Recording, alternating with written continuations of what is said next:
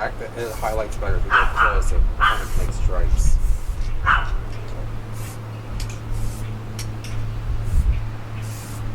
Thank you so much.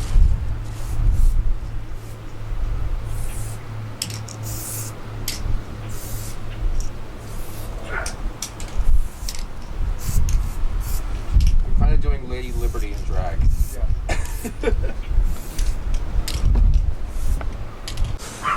Ooh. Well, today is my 15th invasion, and I've had some of the most joyous, exciting times of my life doing the invasion. It's one of my favorite events of the entire year.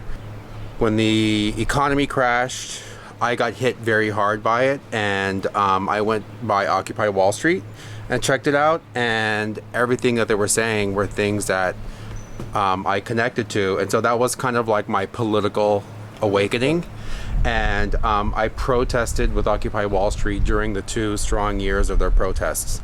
So I got really turned on to activism and protesting different activist groups, ACT UP and stuff like that. Now this invasion, I'm kind of sad. Like I'm carrying a political activism sign because I'm little heartbroken over the fact that the majority of the commercial businesses in the Pines have been purchased by somebody who is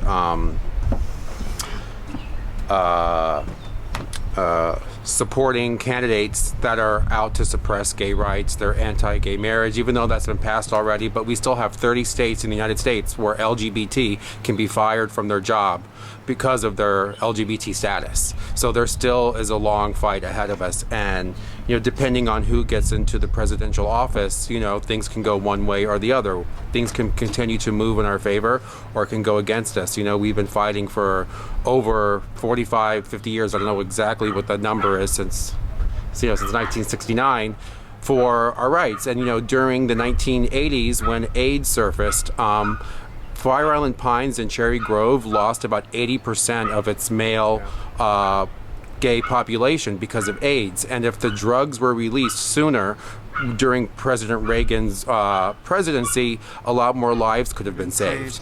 And if it wasn't for activism, the drugs wouldn't have come out when they came out. And I've been HIV positive since 1991, and in 1994 I almost died. If those drugs would have come out, been released 6 months later, I would not be alive. Yeah. So this is, I'm very passionate about, fighting for our cause. And I'm very passionate about fighting against anyone that's going to suppress our cause or take us back in time, and so many things have been going on. It's just not this issue with the bars here.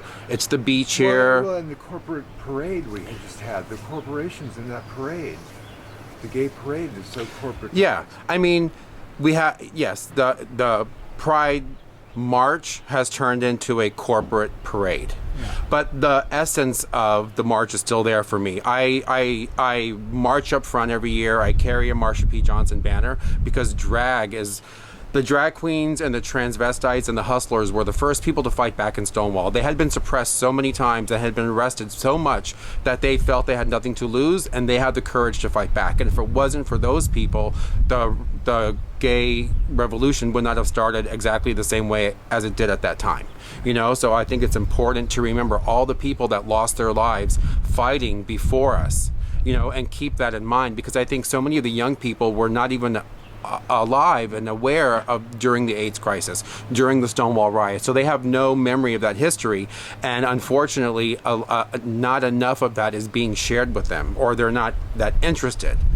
So by doing this political activism today on my part, I'm hoping to maybe flicker a flame in somebody's mind that hasn't been open to that before.